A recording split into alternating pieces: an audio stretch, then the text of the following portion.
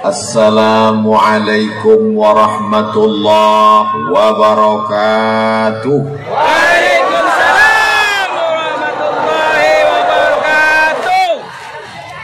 Alhamdulillahi wa kafa wassalatu wassalamu ala al-habibil mujtaba wa ala alihi wa ashabihi ahli as-sidqi wal wafa. Subhanaka la ilma lana illa ma 'allamtana innaka antal alimul hakim. Rabbi shrah li sadri wa yassir li amri wa hlul 'uqdatam min lisani yafqahu qawli. Kullu amrin zibalin, semua amal yang baik, walam yubda' bihamdillah, kalau tidak dimulai dengan ucapan pujian kepada Allah, fahuwa aqta', maka amal itu putus, tak dapat dibawa sebagai bekal menghadap Allah. Maka kita awali dengan alhamdulillahi rabbil alamin. Semua majlis kalau tidak disebut selawat kepadanya, maka majlis itu menjadi antana jifah, majlis bangkai busuk berulat dan berbau. Maka majlis yang penuh dengan kehormatan kemuliaan ini kita ucapkan namanya Allahumma salli ala sayyidina Muhammad wa ala alihi wa sahbihi wa barik wa sallim. Laisa minna, tidak termasuk golongan kami, kata Rasulullah sallallahu alaihi wasallam, man lam yarham saghirana, tidak sayang kepada anak-anak, walam ya'rif syarafa kabirina, tidak hormat kepada orang tua, bukan umat Nabi Muhammad sallallahu alaihi wasallam. Yang sama-sama kita hormati, dimuliakan Allah Subhanahu wa taala. Yang mulia guru kita semua, Raden Kiai Haji Muhammad Rafi'i Baydawi, Khadimul Ma'had Al-Hamidi Banyuanyar. Guru kita Raden Kiai Haji Rafi'uddin Syamsul Arifin, Dewan Pengasuh Darul Ulum Banyuanyar. Para masyayikh Pondok Pesantren Batu Bata, Pondok Pesantren Panyepen, dan seluruh para pengasuh pondok pesantren, para ulama, tokoh masyarakat, para santri, dan semua hadir. Kalau tuan ke Pamekasan, jangan lupa membawa kipas. Kenapa ada nama yang tak disebutkan? Karena tak tertulis di atas kertas.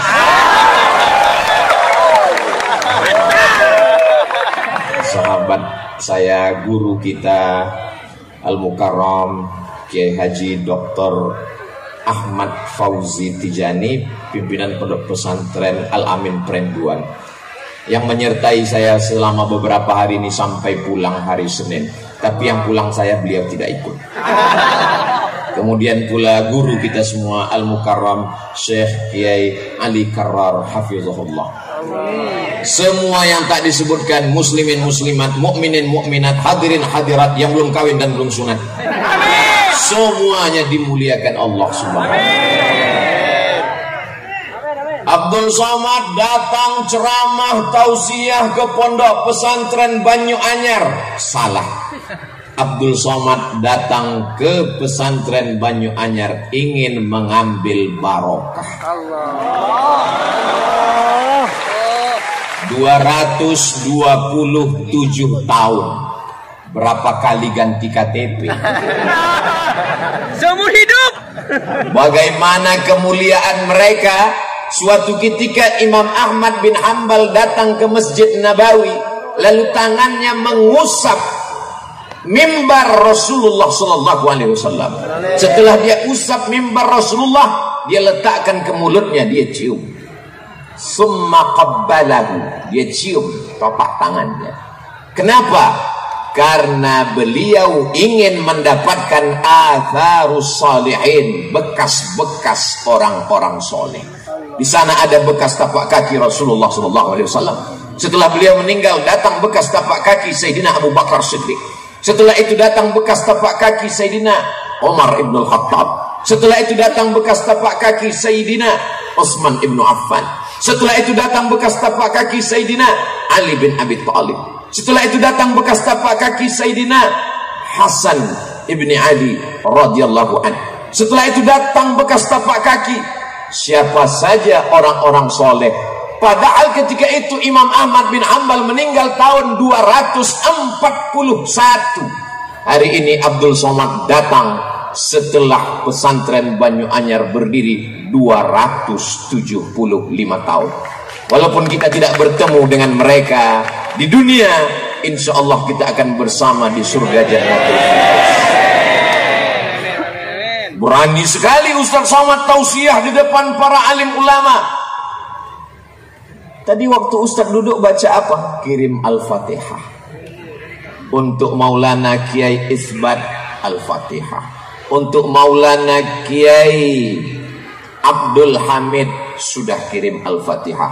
Untuk Kiai Baydawi sudah kirim Al-Fatihah. Supaya apa? Supaya melimpahlah madad dan barokahnya untuk kita semua, insyaallah. Ada seorang ulama ahli hadis yang memiliki majlis di Masjidil Haram, namanya Sayyid Alawi bin Abbas Al-Hasani. Kenapa disebut Al-Hasani? Karena dia keturunan Sayyidina Al-Hasan, anak Sayyidatuna Fatimah, anak Sayyidina wa Maulana wa Syafi'ina wa Dhukhrina wa Qurrati A'yunina Muhammad sallallahu alaihi wasallam. Sayyid Abbas sedang mengajar, lalu kemudian dia lihat ada orang tua yang sedang tawaf. Lalu dia bertanya kepada salah seorang muridnya, dia tanya kepada Kiai Baydawi, itu siapa? Orang tua itu adalah Sayyidil Walid, ayah saya. Ini orang salah satu daripada wali-wali Allah subhanahu wa ta'ala. La ya'riful wali illal wali. Tidak ada yang kenal wali kecuali wali. Jadi kalau ada yang mengatakan Abdul Somad itu wali, berarti dia wali murid atau wali kelas. Jadi sudah jelas kalau ada yang mengatakan Abdul Somad berani petantang-petenteng ceramah di depan alim ulama, dia hanya ingin mengambil barokah kemuliaan. Tapi Ustaz membelakangi mereka. Kok berani Ustaz? Coba putar lagi videonya mundur ke belakang. Sebelum maju tadi kan berbisik dulu ke Kiai. Kiai ke depan, kata Kiai silakan. Tapi Kiai yang lain, saya sudah angkat tangan 10 jari, 11 dengan kepala. Saat mereka semuanya mengangguk, berarti let's go. Al-adab fauqal ilmi. Ada yang lebih tinggi daripada ilmu, yaitu adab. Kalau ada orang mengatakan saya berilmu, saya banyak hafal ayat, saya banyak hafal hadis, kamu kalah dengan dia yang tak pernah salah. Siapa dia? www.google.com. Saya paling cerdas, semua kelipatan, kali-kali, bagi-bagi, tambah-tambah, saya hafal. Maka sesungguhnya kalkulator jauh lebih cerdas. Kalau ada orang mengatakan amalnya banyak, 1000 tahun beramal, naik langit pertama. 1000 tahun beramal, naik langit kedua. 1000 tahun beramal, naik langit ketiga. 1000 tahun beramal, naik langit keempat, kelima, keenam, ketujuh, sampai akhirnya dia sejajar dengan para malaikat. Ketika itu apa kata Allah? Wa idh qulna lil malaikati isjudu li Adam. Wahai seluruh malaikat, bersujudlah kamu kepada Adam. Fasajadu, semuanya bersujud illa iblis. Saat itu bangkit egonya. Yang diperintahkan bersujud malaikat, sedangkan iblis bukan malaikat. Lalu dia siapa? Buka surat Al-Kahfi. Kana minal jinni, dia berasal dari kalangan jin. Fafasaqa an amri rabbih, dia melawan perintah Allah subhanahu wa ta'ala. Yang diperintahkan bersujud malaikat. Kenapa bisa ada satu yang aneh, yang asing, yang bukan malaikat? Karena prestasi ibadahnya luar biasa, sehingga dia sejajar dengan malaikat. Tapi dia bukan malaikat. Jadi kalau ada orang bangga dengan ibadahnya, tapi kurang adab dan taatnya, berarti dia iblis. Masya Allah, tabarakallah. Mudah-mudahan kita dijauhkan dari sifat iblis. Amin. La yadkhulul jannah, tak masuk surga, man kana fi qalbihi, siapa yang dalam hatinya mithqala habbatin min khardalin min kibrin, ada sombong sebesar biji sawi. Sebetulnya yang Ustaz bicarakan ini siapa? Saya. Di atas pentas, di atas karpet hijau, ada lagi karpet abu-abu lengkap dengan bunga-bunganya, dikawal dengan pasukan khusus anti santet. Maka kalau kita tidak rendahkan diri kita di hadapan Allah, kita akan merasa lebih tinggi, lebih hebat, lebih mulia. Apalagi protokol menyebutkan semuanya, al-mukarram, profesor, doktor, syekh, hampir masuk tawon ke hidung, saking besarnya lubang, mengembang. Tinggal satu titel yang belum, almarhum. Pada saatnya semua akan tinggal. Yang kekal abadi hanyalah harimau mati meninggalkan belang, gajah mati meninggalkan gading, manusia mati meninggalkan utang. Manusia akan mati meninggalkan nama. Apakah nama baik atau nama buruk? Kamu pernah ketemu Ustaz Somad? Pernah. Di mana kamu melihat dia? Di TikTok. Sombong sekali gayanya. Itu videonya dipotong, Beb. Kamu pernah ketemu Ustaz Somad? Pernah. Di mana kamu lihat?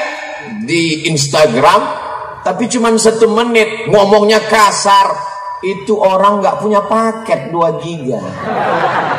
Kalau dia orang dari pesantren Banyu-Anyar, dia akan tonton dari awal sampai akhir. Judul videonya, mencari barokah di pesantren 227 tahun. Di mana bisa kami lihat, Pak Ustadz?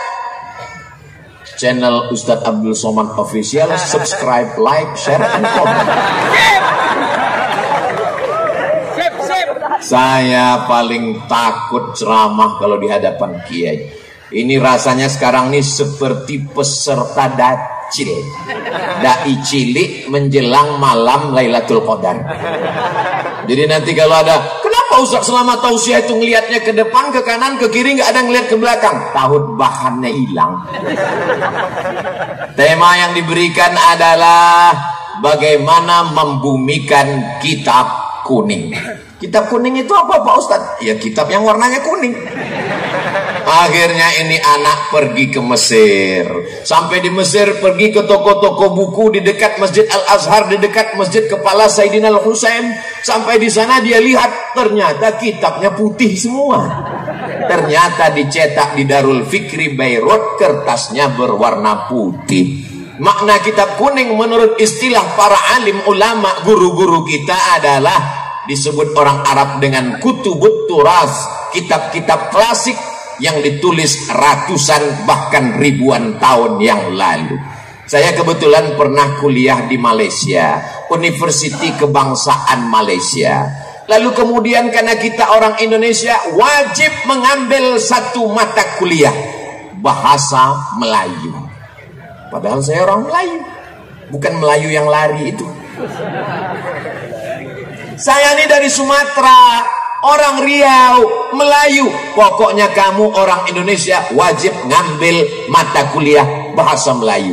Nama dosennya Cik Rusdi. Kumisnya tebal. Lalu kemudian di suatu hari dia pun datang masuk kelas membawa manuskrip tulisan. Dia katakan, ini adalah manuskrip Melayu umurnya 100 tahun. Coba kalian baca masing-masing, silakan. Begitu kami baca, nggak paham. Padahal bahasanya bahasa Melayu, umurnya baru 100 tahun.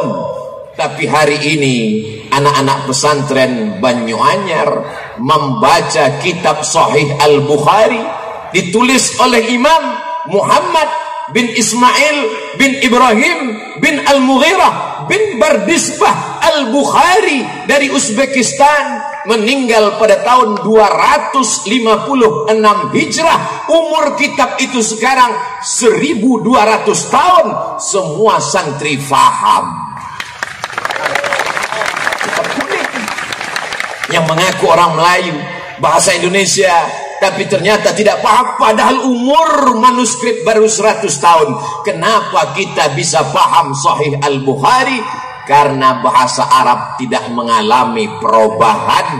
Itulah dia bahasa Al-Quran. Al-Quran yang dibaca Nabi Muhammad SAW, didengarkan oleh Makmumnya membaca, didengarkan oleh sahabat. Sahabat membaca, didengarkan tabi'in. Tabi'in membaca, didengar tabi'in sampai ke guru kita. Makanya kalau ada orang masuk Islam mu'alaf, ngaji nggak pakai guru, dia hanya modal internet, dia cari Al-Quran digital, enter. Habis itu dia coba-coba baca. Dia akan baca alama. Karena tulisannya alif baris atas, lam baris atas, mim baris atas. Karena tidak berguru. Tapi ketika dia berguru, dia akan dengar bacaan yang benar. Alif lam mim. Tidak ada tulisannya begitu. Kita berguru kepada guru-guru kita. Itulah makanya disebutkan man la syaikha lahu fasyaitanu syaikhuhu. Siapa yang tidak berguru, maka setanlah gurunya. Alhamdulillah semua santri-santri dari sejak berdiri 227 tahun yang lalu, ternyata pecahan dari murid, dari santri yang mendirikan pondok-pondok pesantren, lebih dari 400 pondok pesantren, insya Allah akan terus bertambah, mengalir sebagai amal jariah sampai hari kiamat insya Allah. Kita tidak perlu ngaji pada kiai, kita tidak perlu ngaji sama ulama. Cukup kembali kepada Al-Quran dan baca hadis Nabi. Berpeganglah kepada dua saja, Quran dan hadis. Oh gitu, iya. Lalu kamu belajar baca Quran sama siapa? Sama guru. Itu kan ulama. Guru saya boleh, guru kamu nggak boleh.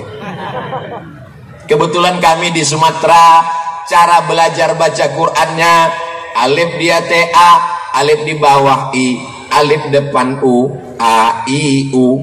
Sahabat saya di Pulau Jawa, alif fathah A, alif kasrah I, alif dhammah U, A, I, U. Di Madura gimana cara bacanya? Jawa. Nabi tidak mengatur cara membacanya. Terserah pakai ijtihad apa. Dulu pakai qaidah Baghdadiyah. Lalu kemudian muncul metode namanya Iqra. Muncul lagi metode namanya Qiraati. Muncul lagi metode namanya, orang dari Batam namanya Pak Hatta, dia buat metode Hattaiyah. Kalau Abdul Somad buat metode Somadiyah. Ini adalah ijtihad untuk memberikan kemudahan-kemudahan. Lalu kalau dikatakan siapa yang membaca Quran dengan metode yang tidak diajarkan Nabi, maka dia sudah melakukan perbuatan bid'ah. Terbantahkan dengan ucapan Sayyidina Umar ibn Khattab saat melihat orang sholat tarawih dengan imam yang bagus, dengan jamaah yang ramai, dibuat 20 rakaat ditambah 3 witir. Apa kata beliau? Ni'matil bid'atu hadhihi. Inilah sebaik-baik bid'ah, karena belum ada dilaksanakan di zaman Rasul, tapi perbuatan ini baik selama sesuai dengan Quran dan sunnah Rasulullah sallallahu alaihi wasallam. Suatu ketika saya sedang menyampaikan tausiah, datang orang ngasih kertas. Ustaz Somad, ini ada pertanyaan. Apa pertanyaannya? Yang ngasih pertanyaan pakai cincin emas. Kita tahu bahwa cincin emas hukumnya haram. Pas ditanya, kenapa kamu ke masjid pakai cincin emas? Saya mengikut perintah Al-Quran. Lama saya termenung, ayat yang mana ini? Dia bacakan ayat, ya ayyuhalladzina amanu, hai orang-orang beriman, khudzu zinatakum inda kulli masjid. Kalau kamu mau ke masjid, pakailah perhiasan-perhiasan. Ini perhiasannya.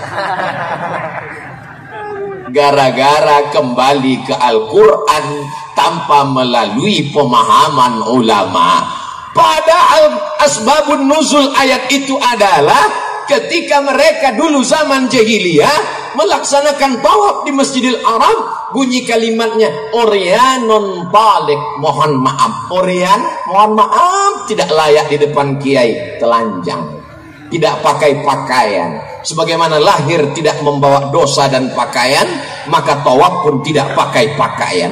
Turun ayat, ya ayyuhalladzina amanu, hai orang yang beriman, khudzu zinatakum, pakailah pakaian inda kulli masjid, ketika kamu mau masuk ke Masjidil Haram melaksanakan tawaf. Di mana kami bisa lihat penjelasan itu? Dalam kitab-kitab tafsir. Di antaranya tafsir Imam Abu Ja'far Ibnu Jarir At-Tabari pada abad ketiga. Berarti kitab ini umurnya 1100 tahun yang lalu. Masuk ke kategori kitab kuning. Maka dia kitab kuning walaupun warnanya putih. Jadi kalau ada orang yang mengatakan kita tidak perlu kitab kuning, kita cukup dengan Al-Quran, kalimatul haq urida bihal batil. Kalimatnya benar, kita kembali ke Quran, tapi maknanya batil. Kenapa? Orang akan baca Quran sendiri, terjemahkan sendiri, pahami sendiri, nyasar sendiri. Kamu kalau nyasar, nyasar aja sendiri, jangan bawa-bawa orang lain. Betul? Jamaah yang dimuliakan Allah Subhanahu wa taala, ini jamaah ramai luar biasa sampai nggak kelihatan ujungnya di mana. Kalau mau tahu ujungnya di mana, maka nyalakan semua handphone yang ada senternya. Yang nggak punya senter, beli senter, jual handphonenya. Maulaya salli wa sallim daiman abada ala habibika khairil khalqi kullihim Muhammadun sayyidul kaunaini wathaqalain wal fariqaini min arbin wa min ajami maulaya salli wa sallim daiman abada ala habibika khairil khalqi kullihim antal bulladhi turja syafa'atuhu likulli hawlim minal ahwali muqtahimi maulaya salli wa sallim daiman abada ala habibika khairil khalqi kullihim. Boleh dihidupkan lagi, takutnya nanti pulang miskol masuk baterai habis. Apa tadi yang dibacakan Ustadz Somad itu? Solawat. Solawat dari siapa? Imam Al-Busiri. Dia tinggal di mana? Di sebuah kota bernama kota Alexandria yang didirikan oleh Alexander the Great. Kota itu 200 km dari Kairo. Kalau tidak percaya, ukur sendiri. Anak-anak kita ketika nanti akan pergi ke Makkah melaksanakan tawaf sa'i dan umrah, mudah-mudahan mampir ke Iskandaria berziarah ke makam Imam Al-Busiri. Seorang laki-laki yang tidak berdaya, lumpuh, tidak bisa menulis, tidak bisa berjalan, tidak bisa berbuat apa-apa, tapi dia berusaha keras untuk membuat untayan kata, memaksakan diri dengan ujung jarinya memuji Rasulullah sallallahu alaihi wasallam. Akhirnya dia tulislah syair begitu indah sampai akhirnya dia tertidur lelap karena lelah dan letih. Lalu kemudian dia lihat ada sesosok orang yang begitu ganteng dan sempurna bercahaya membawakan jubah burdah. Maka setelah dia terbangun dan tersadar, sembuh sehat walafiat, maka dia berilah judul syair itu bernama Syair Burdah, karena hadiah dari Rasulullah sallallahu alaihi wasallam. Sembuh dalam keadaan sehat walafiat. Begitu indahnya kisah Al-Burdah, tapi begitu diperlihatkan kepada orang, apa kata mereka? Ini adalah sholawat bid'ah, wa kullu bid'atin dhalalah wa kullu dhalalatin finnar. Karena tidak dibuat oleh Nabi Muhammad sallallahu alaihi wasallam. Kalau tidak dilakukan Nabi, maka berarti perbuatan itu bid'ah. Apakah pernah Nabi membaca Maulaya salli wa sallim? Apakah pernah Nabi membaca salawat burdah? Tidak pernah. Kalau begitu maka perbuatan ini bid'ah. Wa kullu bid'atin dhalalah wa kullu dhalalatin finnar. Sorga yang seluas langit dan bumi isinya cuma 3 aja. Dia, istrinya, sama mertuanya. Berbahaya kalau kita tidak kembali kepada kitab kuning. Baca Sahih Bukhari, baca syarahnya yang ditulis oleh Al-Hafiz Ibnu Hajar Al-Asqalani, Fathul Bari namanya. Ditambah lagi Imam Al-Qasqalani, ditambah lagi Imam Badruddin Al-Aini. Saya baca Sahih Muslim Pak Ustadz, kamu nggak paham. Baca syarah penjelasannya, ditulis oleh Imam An-Nawawi dalam kitab Al-Minhaj, syarah Sahih Muslim Ibn Al-Hajjaj. Saya baca kitab Muwatta Malik Pak Ustadz, kamu nggak ngerti. Nanti kamu akan katakan dalam kitab Muwatta Malik ini hadisnya dhaif semua, sanadnya putus semua, ini balaghat, ini munqati'at, ini maqtu'at. Padahal sesungguhnya sanad-sanadnya sudah disambungkan oleh Imam Ibnu Abdul Bar dalam kitab At-Tamhid lima fil Muwatta minal ma'ani wal asanid. Saya membaca kitab Sunan Tirmidzi Pak Ustaz, baca syarahnya Tuhfatul Ahwadhi. Saya baca Sunan Abi Daud Pak Ustaz, baca syarahnya Aunul Ma'bud dan syarah yang lain. Saya baca kitab Sunan Ibni Majah Pak Ustaz, baca syarahnya Hasyiah As-Sindi. Saya baca Musnad Ahmad bin Hanbal Pak Ustaz, baca penjelasan ta'liqat wa syuruhat wa tahqiqat yang ditulis oleh para ulama. Semua penjelasan-penjelasan itu dalam kitab kuning, walaupun warnanya putih. Jadi pintu masuknya gimana Pak Ustadz? Kita masuk hotel, ada kolam renang, ada tempat minum, ada tempat sarapan, ada kamar, ada tempat olahraga. Tapi satu kunci pintu masuknya adalah bahasa Arab. Dan bahasa Arab kuncinya adalah nahu, sarab, balaghah, ma'ani, bayan. Insya Allah itulah yang dipelajari selama 227 tahun, selamat dari perpecahan insya Allah.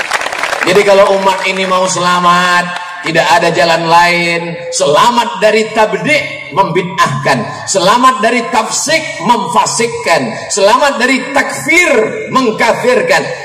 Dia akan kembali kepada sunnah, dan sunnah itu adalah Quran, hadis. Tapi dia lupa satu lagi, al-ulama warasatul anbiya. Kita kembali ke hadis. Hadis itu apa? Ma udhifa ila Nabi sallallahu alaihi wasallam min qaulin aw fi'lin aw taqririn aw sifati khalqiyatin wa khuluqiyatin min ba'di bi'tsatihi ila wafatihi sallallahu alaihi wasallam. Ucapan, perbuatan, ketetapan, sifat fisik, sifat bawaan sejak dia lahir, diangkat menjadi rasul sampai meninggal menghadap Allah Subhanahu wa taala. Kamu ketemu dengan Nabi? Enggak. Lalu dari mana kamu tahu sunnah? Dari Sahih Bukhari. Sahih Bukhari itu orang? Iya. Ulama? Iya. Kenapa kita ikut ulama? Tapi katanya langsung ke Quran dan sunnah. Oh iya ya. Imam Bukhari apa ketemu dengan Nabi? Tidak. Imam Bukhari meninggal tahun 256. Nabi meninggal tahun 11. Dari 256 ke 11 banyak. Jadi kalau begitu Imam Bukhari dapat hadis itu dari mana? Dari gurunya. Namanya siapa? Abdullah bin Maslamah. Abdullah bin Maslamah dapat dari siapa? Dari Imam Malik bin Anas. Malik bin Anas dapat dari siapa? Dari Abu Zinad. Abu Zinad dapat dari siapa? Dari Al-A'raj. Al-A'raj dapat dari siapa? Dari Abu Hurairah. Abu Hurairah dapat dari siapa? Dari Nabi.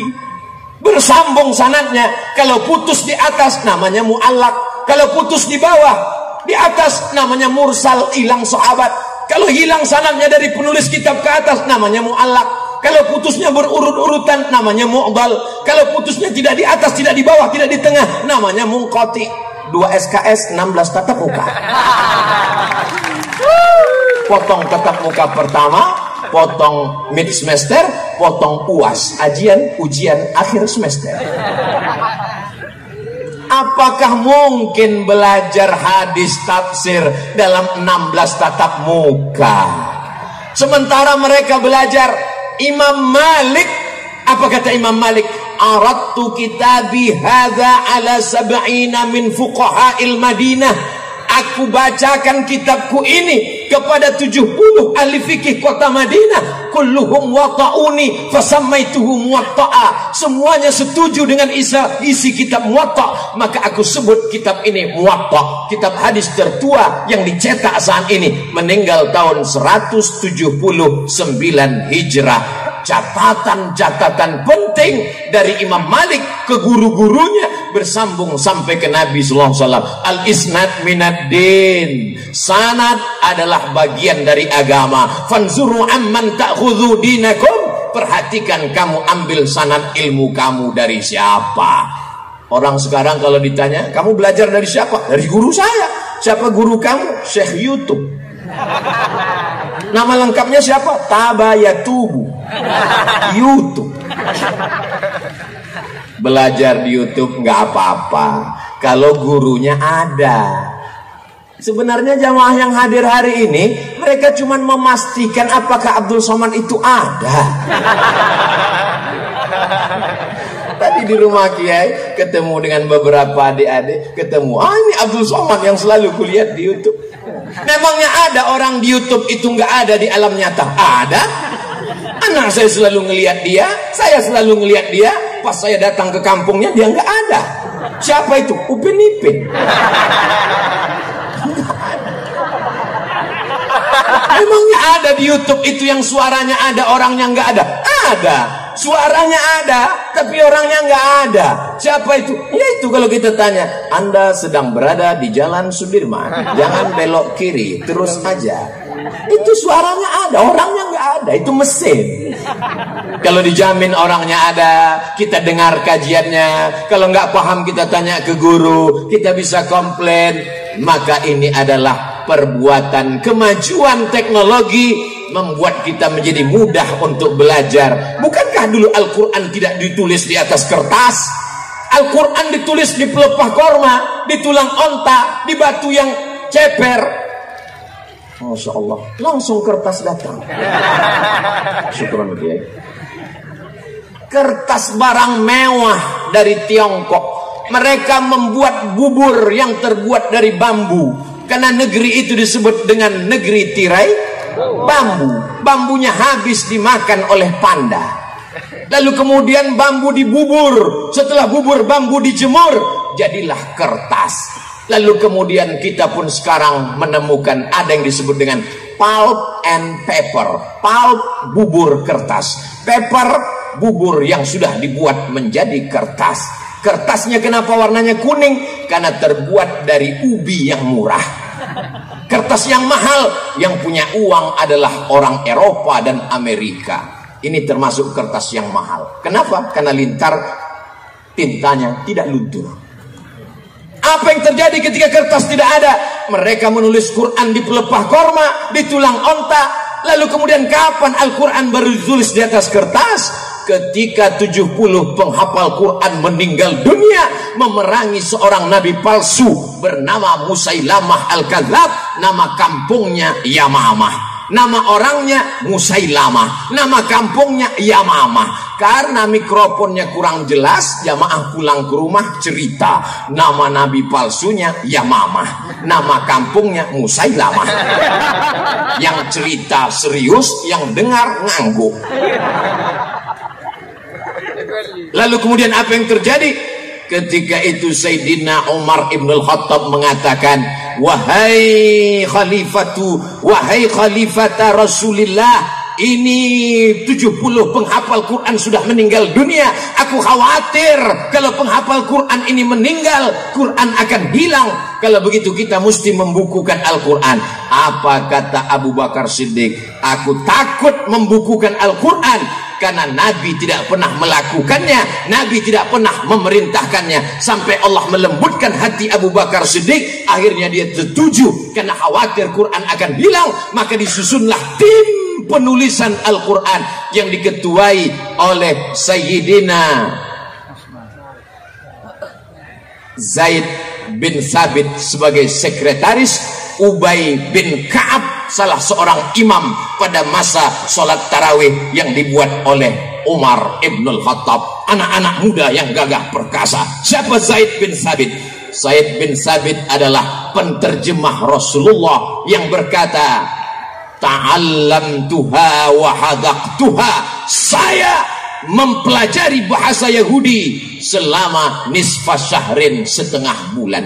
Zaid bin Thabit cerdas. Ketika Nabi hidup, dia penterjemah. Umurnya lebih kurang 15 tahun. Anak umur 15 tahun sekarang kelas 1 SMA, tidak masuk kelas karena online. Kecuali di pondok pesantren, dia tetap belajar full sampai hari ini. Banyak yang nanya ke saya, kenapa orang di pesantren tetap belajar Pak Ustadz? Karena Covid tidak mau masuk pesantren. Tapi bukan berarti anak yang tidak pesantren berarti Covid. Kenapa mereka tidak mau masuk pesantren Pak Ustadz? Karena takut disuruh menghafal Alfiyah Ibnu Malik beserta syarahnya, Syarah Ibnu Aqil. Pintu untuk masuk ke kitab-kitab kuning ini adalah bahasa. Diawali dari yang paling kecil, disusun ulama dari ujung dunia, tempat tenggelamnya matahari. Orang Arab menyebutnya Maghrib karena tempat tenggelam matahari. Sebelum Christopher Columbus menemukan benua Amerika, orang menganggap itulah tepian dunia. Negeri itu disebut dengan Maghribi, sekarang disebut dengan Maroko. Saya belajar di Maroko 2 tahun. Lalu kemudian setelah pulang ditanya, Ustadz dulu kuliah di mana? Maroko. Dekat dengan Maroke Pak Ustadz. Salah seorang ulama besar bernama Imam Al-Ajurrumiyah menuliskan dengan tinta emas syair-syair mutun nazam supaya mudah dihafal. Setelah itu kemudian dilanjutkanlah anak-anak belajar Al-Kawakibud Durriyah, mereka belajar Imriti, mereka belajar Alfiyah, dibacakan syarahnya, akhirnya mereka pun bisa membaca kitab. Enaknya anak SMP sekarang datang, kamu di mana? Pesantren. Kampungan. Anak pesantrennya sabar, dia nanya dengan lembut, kamu di mana? Sekolah umum. Belajar agama sekali sebulan. Pelajaran intinya apa? Fisika, kimia, biologi, matematika, bahasa Inggris. Wow, amazing. Kamu di pesantren pelajarannya apa? Catat baik-baik ya. Ya, nahwu, sharaf, balaghah, ma'ani, mantik, bayan, fikih, qawaidul fikih, usul fikih, hadis, mustalah hadis, rijalul hadis, tajwid, arud qawafi, tafsir, ulumul Quran. Stop, enough. Pesantren ini berat guys, biar aku aja.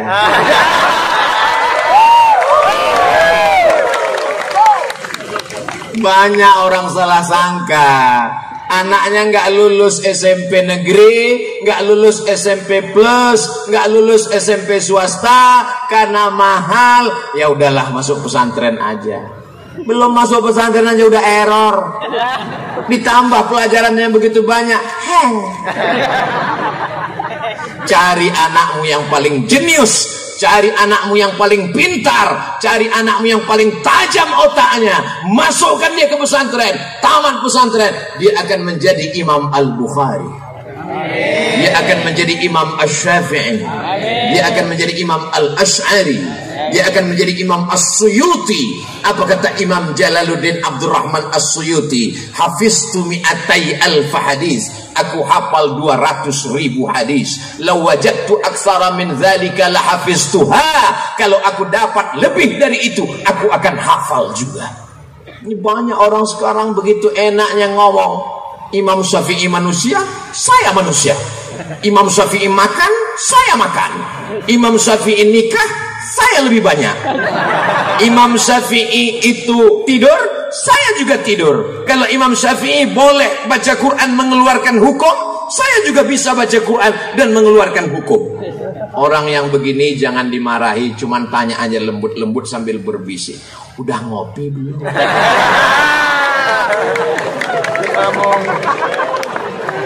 Imam Syafi'i kalau dia pulang dari masjid ke rumah, dia ambil kapas, dia sumbat telinganya. Sampai ke rumah orang nanya, kenapa disumbat? Karena kalau aku buka, semua yang aku dengar dari rumah sampai ke masjid, aku hafal. Oh, saya nggak percaya Pak Ustadz, kalimat Ustadz terlalu mengada-ada. Mana ada manusia yang secerdas itu? Cari aja di YouTube, www.youtube.com. Buat di situ tes IQ tertinggi internasional, akan dites manusia tercerdas di dunia di zaman sekarang. AAA QQ 7 BB QQ CCCC bisa dia ulang kembali. Orang yang seperti itulah yang cerdas, yang membaca Al-Quran, yang menghafal hadis Rasulullah Sallallahu Alaihi Wasallam. Jangan karena tidak bisa lalu dikatakan tidak ada.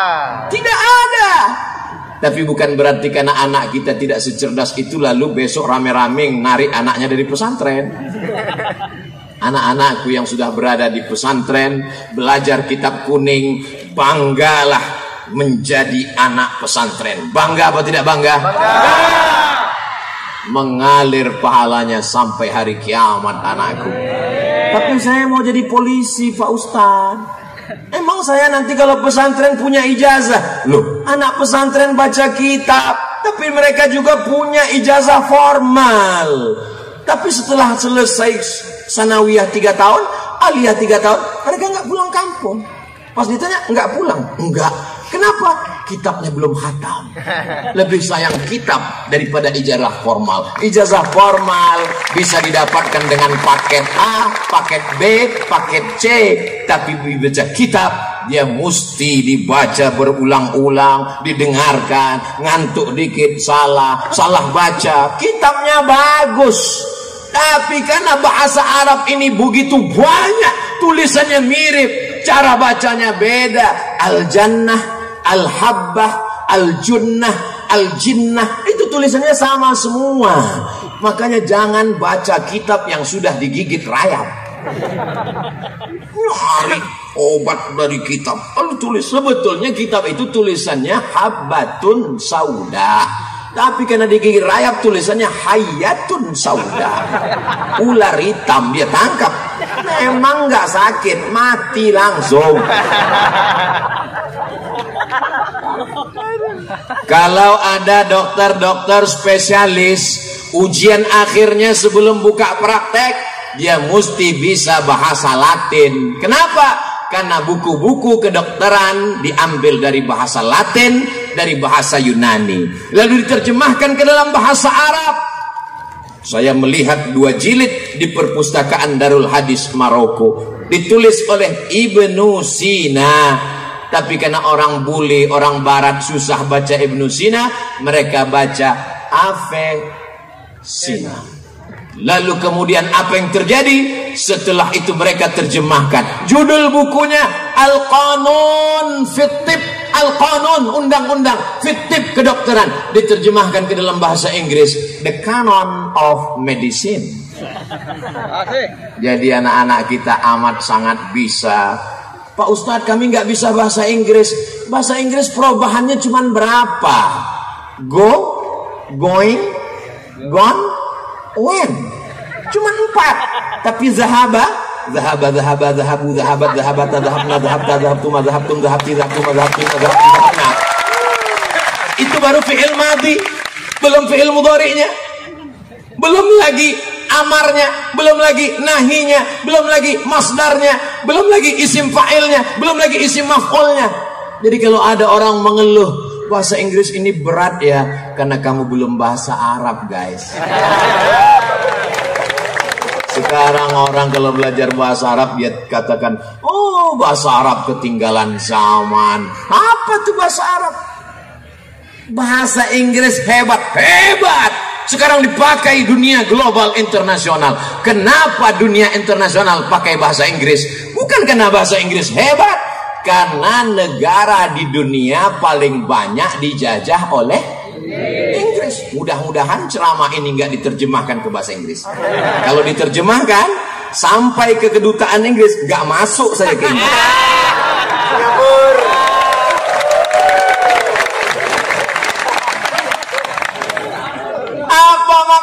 Apa maknanya?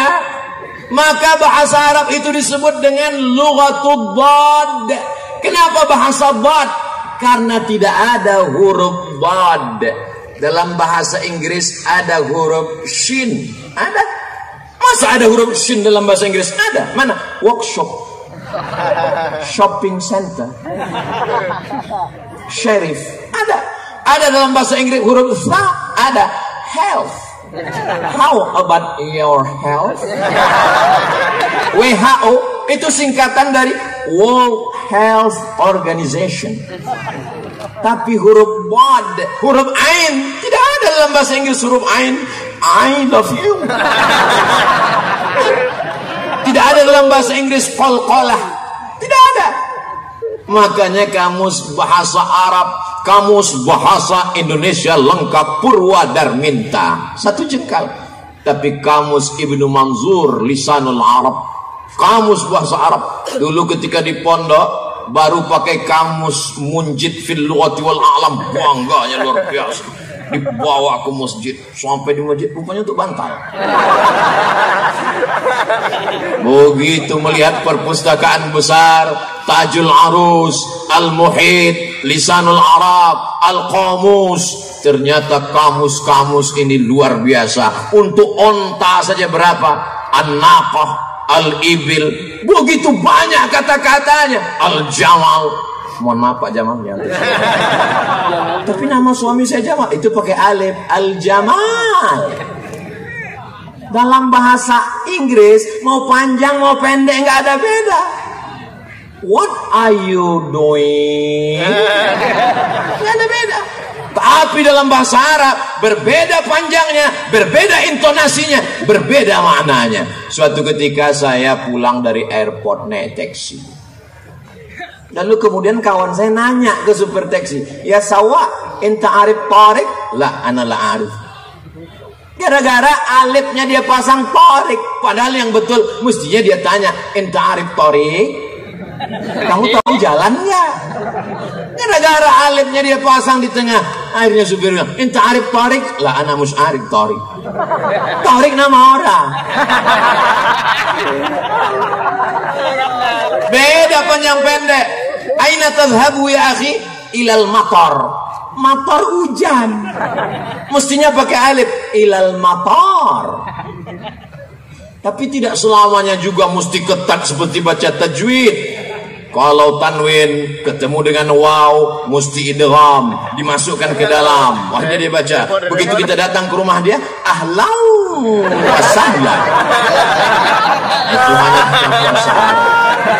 kebetulan saya punya teman, saya punya kawan. Dulu waktu latihan bahasa Arab mau ke Mesir dia baca ahlau wasahlan. Sekarang sudah doktor. Nama nggak boleh disebut, menjaga kode etik jurnalistik. Setiap saya ketemu sama dia, doktor jurusan bahasa Arab. Kalau ketemu sama dia, ahlau wasahlan. Saudara yang dimuliakan Allah Subhanahu wa taala. Dulu sebelum ke Mesir saya sempat 1 tahun di jurusan bahasa Arab Fakultas Tarbiyah di Institut Agama Islam Negeri Sultan Syarif Qasim. Salah satu dosennya merupakan mahasiswa pertama Ma'had Khartum lil Lughatil Arabiyyah li ghairin natiqina biha di Sudan. Kenapa Bapak ke sana, Pak? Karena di sana bahasa Arab. Gimana belajar waktu di sana, Pak? Saya sampai di sana, kata dia, belajar lagi mengucapkan huruf-huruf. Masa S2 belajar huruf lagi? Ternyata penyebutan huruf kita salah, kata dia. Lalu saya penasaran, salahnya di mana? Kami di kelas dikasih kapas, 1 orang 1 kapas. Disuruh nyebut huruf fa. Semua disebut huruf fa. Siapa yang hurufnya keluar duluan lalu kemudian kapasnya terbang, salah. Lalu saya tanya, yang benar gimana Ustadz? Kapasnya terbang duluan, hurufnya keluar dengan nada yang lembut. Sampai sehalus itu, sampai sedetil itu. Dari mulai makharijul hurufnya, sampai intonasinya, sampai idgham, ikhfa, gunnah, qalqalah bila gunnahnya. Makanya kalau kita dengar qari membaca Al-Quran, di mana dia memainkan suara sehingga masuk irama, bayati, soba, bayati, soba, sika, jaharka, ras. Ketika pada idgham, ketika pada gunnah, disitulah dia akan masukkan min qablikum. Bukan berarti saya tahu bunyi itu tadi hanya untuk menyenangkan hati saya. Walaupun suara ini tidak boleh melantunkan ayat-ayat Al-Quran dengan irama-irama. Karena melantunkan, memasukkan irama ke dalam ayat Al-Quran adalah perbuatan yang terlarang. Oh gitu ya? Iya. Sekarang kita dengar Imam Masjidil Haram Alhamdulillahi Rabbil Alamin, Ar-Rahmanir Rahim, Maliki Yaumiddin. Itu ada iramanya enggak? Ada. Gimana baca Al-Fatihah enggak pakai irama? Alhamdulillahi Rabbil Alamin, Ar-Rahmanir Rahim, Maliki Yaumiddin.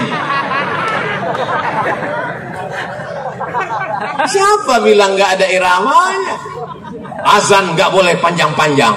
Loh, azan di Saudi Arabia. Wow. Panjang. Azan nggak pakai irama gimana bunyinya? Allahu Akbar, Allahu Akbar. Itu yang muazinnya Babin Kamtibmas. Mereka walaupun polisi, walaupun tentara, Babinsa nggak tinggal sholat berjamaah. Kalau azannya lembut, jamaahnya tidur. As-salatu khairum minan naum. Maka Pak Babinsa dengan Babin Kamtibmas dia robah iramanya. As-salatu khairum minan naum. Langsung jamaah siap.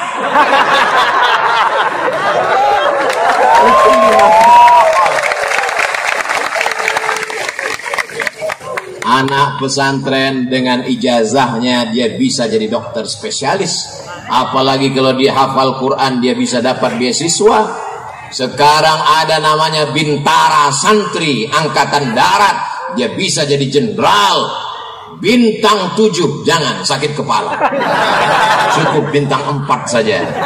Ketika dia punya kekuasaan dia akan menolong agama Allah. Tapi basicnya mestilah pesantren. Saya diceritakan oleh sahabat saya, dulu kiai-kiai itu menjadi pasukan Hizbullah, menjadi pasukan pengusir tentara Jepang dan Belanda. Teriakan mereka adalah teriakan Allahu Akbar. Santri-santri dulu orang mengatakan hari kita mengusir Belanda adalah tanggal 10 November. Betul, tidak salah. Tapi kenapa orang bersemangat berjihad tak takut mati 10 November? Karena sebelumnya ada resolusi jihad tanggal 22 Oktober. Dari 22 Oktober ke 10 November, pada saat itu ada perjuangan luar biasa. Ulama lah yang mengajarkan bahwa kalau kau mati, kau akan mati syahid. Sehingga mereka berjuang li'i'la'i kalimatillah. Allahu Akbar. Maka Belanda lari pontang-panting, Jepang lari pontang-panting, tinggal sendalnya. Itulah disebut dengan sendal Jepang.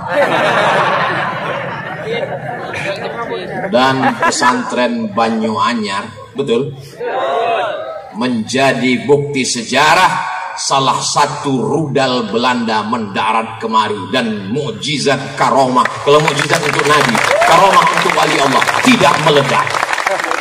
Tidak meledak. Lalu apa yang terjadi? Lalu dibongkar, dibuang misiunya, dibuang kabel-kabelnya. Sekarang untuk jadi teng.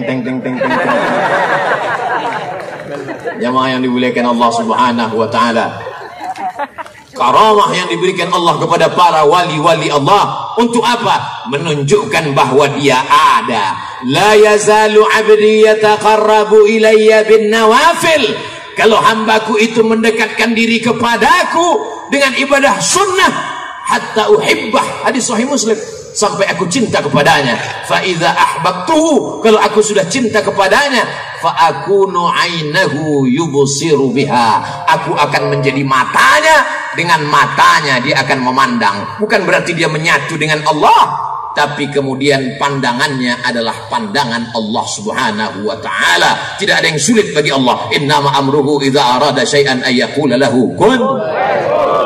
Apa maknanya? Anak kita yang di pesantren baca kitab bahasa Arab, ijazah dapat, selesai, fikihnya mantap, ngerti Quran, ngerti hadis, bisa lulus apapun, yang paling diinginkan adalah barokah guru, barokah habaib, barokah kiai. Banyak orang berilmu tapi tidak ada barokahnya.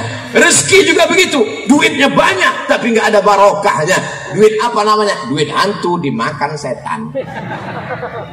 Mudah-mudahan dengan majelis ilmu hidup kita jadi barokah. Anak-anak kita barokah menjadi soleh dan solihah. Istrinya barokah menjadi penyejuk mata, penenang jiwa. Saya Pak Ustadz kalau melihat istri itu senang sekali. Tapi kamu belum nikah, lihat istri orang Pak Ustadz. Mohon maaf ya, saya keceplosan. Masya Allah, tabarakallah.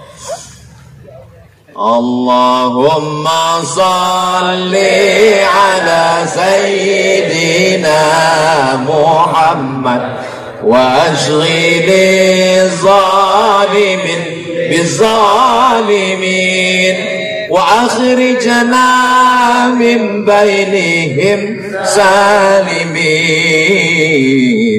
wa ala alihi wa sahbihi ajma'in sallallahu rabbuna ala nuril mubin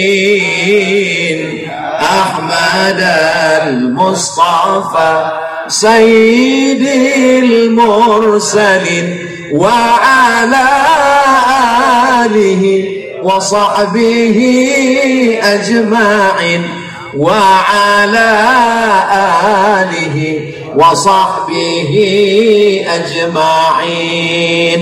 Mudah-mudahan dengan berselawat dosa-dosa kita diampunkan Allah, dinaikkan derajat kita di hadapan Allah, didapatkan kemuliaan, kebaikan-kebaikan, beramal soleh sesuai dengan janji Rasulullah sallallahu alaihi wasallam, man shalla alayya salatan, siapa yang berselawat kepadaku satu kali, sallallahu alaihi biha asyra, Allah balas 10 kebaikan, wa huddat anhu asyra sayyiat, dihapuskan 10 kesalahan, wa rufi'at lahu asyra darajat, dinaikkan 10 derajat tingkatan kemuliaan. Ternyata sekarang sudah jam 9. Tadi saya mulai tausiah jam 8.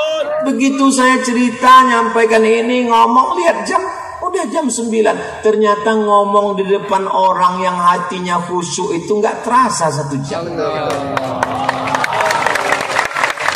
Wah, Ustaz Somad nih basa-basi aja ngomong pelipur lara. Enggak, dari tadi sampai sekarang saya belum ada ngeliat jam. Wallahi tallahi billahi, saya ceramah terus baru lihat jam, sudah 1 jam. Sampai saya ragu, jangan-jangan jam ini mati. Ternyata kalau kita ngomong, orang hatinya terbuka, kita menyampaikan juga cair, tak terasa. Saya pernah tausiah, rasanya lama sekali menjelang buka puasa.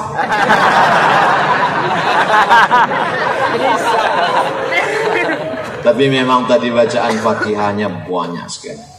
Untuk Kiai Isbat Al-Fatihah, untuk Kiai Abdul Hamid Al-Fatihah, untuk Kiai Baydawi Al-Fatihah, untuk Mbah Khalil Bangkalan Al-Fatihah, untuk para habaib, para ulama Al-Fatihah. Kenapa? Tidak ada tempat kita bersandar kecuali kepada Allah. Loh, Ustaz katanya kepada Allah, kenapa mesti kepada tadi hamba Allah itu?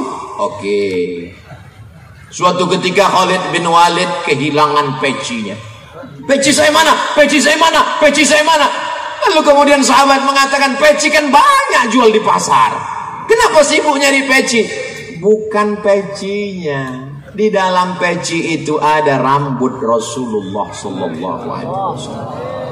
Pertanyaannya, kenapa nggak langsung aja ke Allah? Kenapa melalui rambut Rasulullah? Asma binti Abi Bakar, kalau anaknya sakit, dia ambil qirbah. Qirbah adalah kulit kambing, tempat air minum. Karena waktu itu belum ada lagi tempat air minum canggih seperti sekarang. Kulit kambing dijahit, setelah itu diisi air, lalu kemudian bekas minum Rasulullah SAW itu dituangkan air, diminumkan kepada anaknya. Kenapa nggak langsung aja kepada Allah? Ya Allah, sehatkan anak aku, nggak perlu pakai qirbah, ini bid'ah, wa kullu bid'atin dhalalah wa kullu dhalatin finnar. Ketika Nabi Yakub menangisi anaknya Yusuf, Nabi Ibrahim alaihissalam punya anak namanya Ishak. Ishak punya anak laki-laki namanya Yakub. Yakub punya anak laki-laki namanya Yusuf. Yusuf punya saudara namanya Yahuza. Keturunan Yahuza disebut dengan Yahudi. Jangan diterjemahkan. Nanti saya nggak bisa masuk ke Palestina. Ketika Nabi Yakub tidak bisa melihat karena menangis setiap pagi, petang, siang dan malam, kehilangan seorang anak buah hati belayan jiwa. Bagaimana cara Nabi Yusuf supaya ayahnya ini bisa melihat? Dia kirimkan bajunya. Idhab biqamisi hadha, pergilah kamu membawa bajuku ini, bawa ke ayahku. Kenapa? Nanti kalau sudah baju ini sampai ya'ti basira, dia akan bisa melihat. Kenapa Nabi Yusuf nggak berdoa aja, ya Allah bukakan mata bapakku? Dan bapaknya juga Nabi. Kenapa Nabi Yakub nggak? Kenapa mesti pakai baju Yusuf? Bukankah karena baju itu dulu pandangannya hilang? Karena baju itu dilumuri dengan darah kambing, lalu dikatakan inilah baju Yusuf. Padahal itu adalah damun kadzib, darah bohong, darah dusta. Sebagaimana dulu baju itu menghilangkan pandangannya, sekarang Allah ingin menunjukkan mukjizatnya. Ketika baju itu datang sampai, apa kata Nabi Yakub? Inni la ajidu riha Yusuf. Aku mencium bau semerbak anakku Yusuf. Ternyata bau manusia nggak sama. Setelah diteliti sekarang, ternyata bukan cuma cap jempol yang tak sama. Seorang ibu yang membesarkan anaknya, buah hati belayan jiwanya, 9 bulan 10 hari dia kandung. Di Pulau Madura ngandung masih 9 bulan 10 hari. Sama. Alhamdulillah. Di tempat lain sudah ekspres.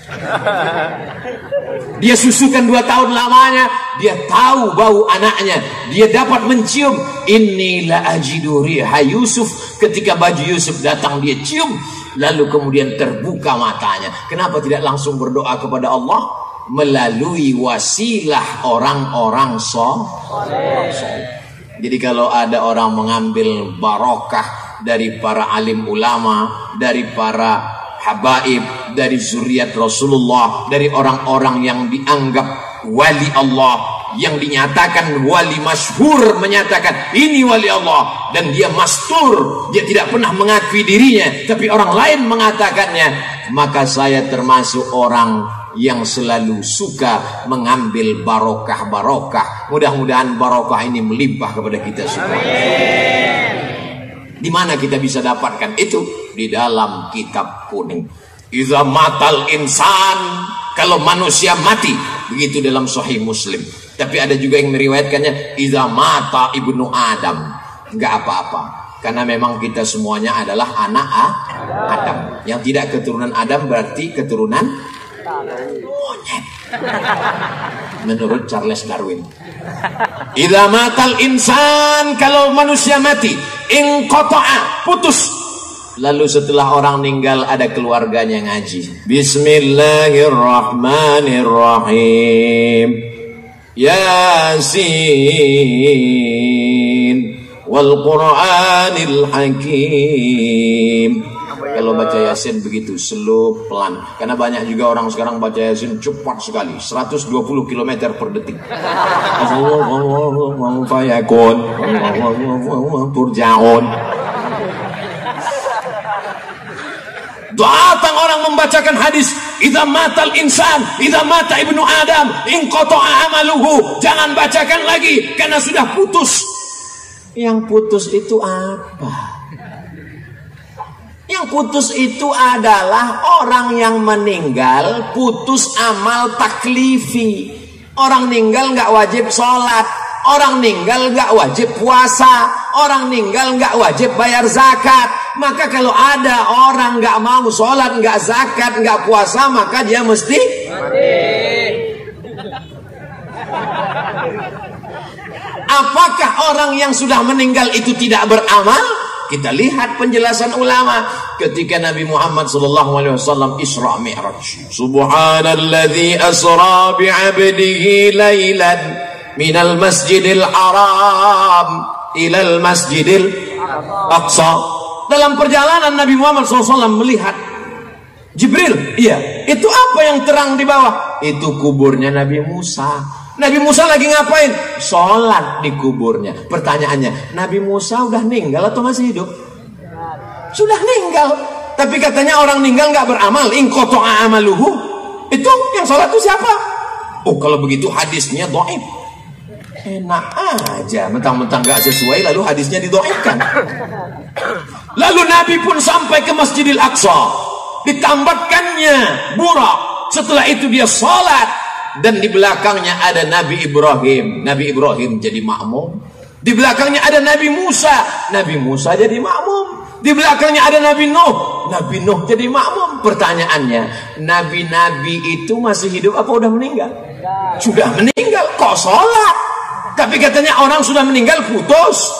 Maka kata ulama, diantaranya Syekh Yusuf dalam kitab Al-Mawsu'ah Al-Yusufiyah fi Adillatis Sufiyah, yang putus itu adalah amal taklifi.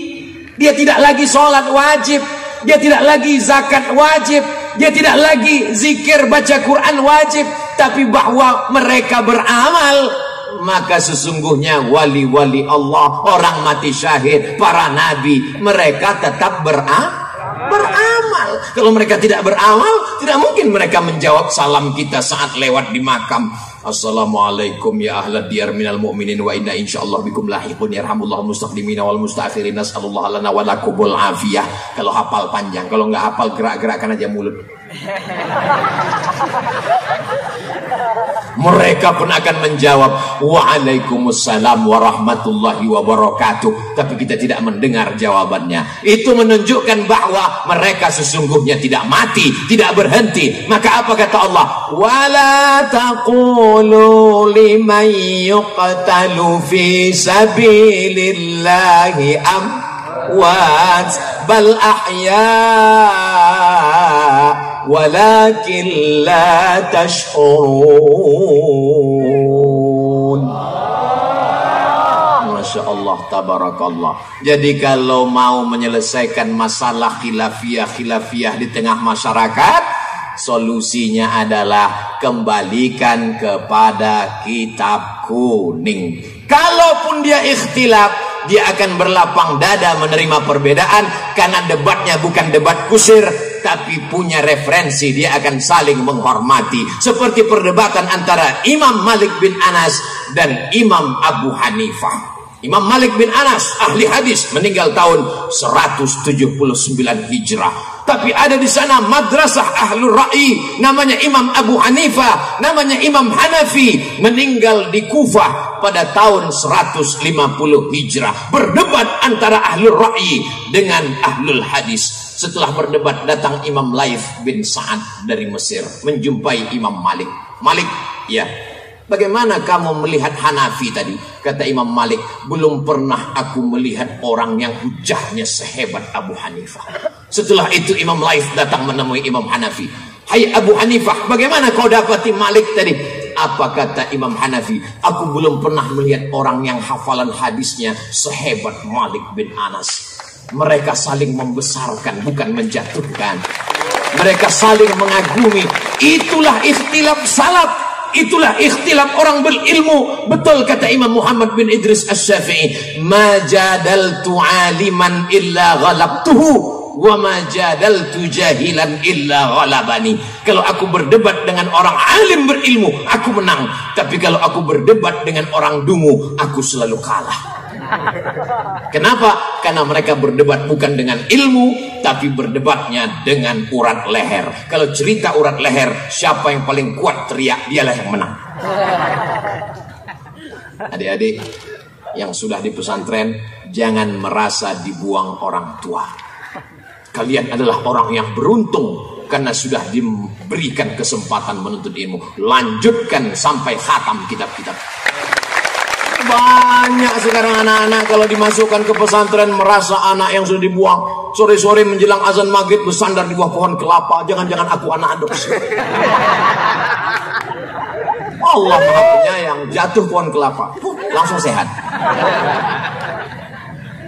Bayangkan kalau orang tuamu tidak sayang, tidak kenal ulama, tidak ngerti barokah, dibelikannya engkau rumah, kamarnya mewah, dibelikan mobil, dibelikan gadget, dibelikan handphone, dibelikan macam-macam alat hiburan. Itu bukan sayang, itu menjerumuskan anak ke dalam neraka jahanam. Kalau sayang dengan anak, maka hantarkan dia ke pesantren, kenalkan dia dengan kiai. Kiai, ini anakku, sebagaimana dulu Ummu Sulaim datang membawakan Sayyidina Anas bin Malik kepada Sayyidina Muhammad sallallahu alaihi wasallam. Ya Rasulullah, mereka kaya memberikan tanahnya, mereka kaya memberikan sumurnya, mereka kaya memberikan dinar, dirham, emas, peraknya. Aku wanita biasa, yang kuserahkan adalah anakku. Lalu anak itu pun didoakan Nabi. Apa kata Nabi sallallahu alaihi wasallam? Allahumma aksir amwalahu wa auladahu waj'alhu min ahlil jannah. Banyakkan hartanya, banyakkan anaknya, jadikan dia penghuni surga. Terima kasih atas segala perhatian. Mohon maaf atas segala kesilapan dan kekhilafan. Aqulu qawli hadza astaghfirullah li wa lakum wallahu al-muwaffiq ila aqwamit thariq. Wassalamu alaikum warahmatullahi wabarakatuh. Waalaikumsalam warahmatullahi wabarakatuh.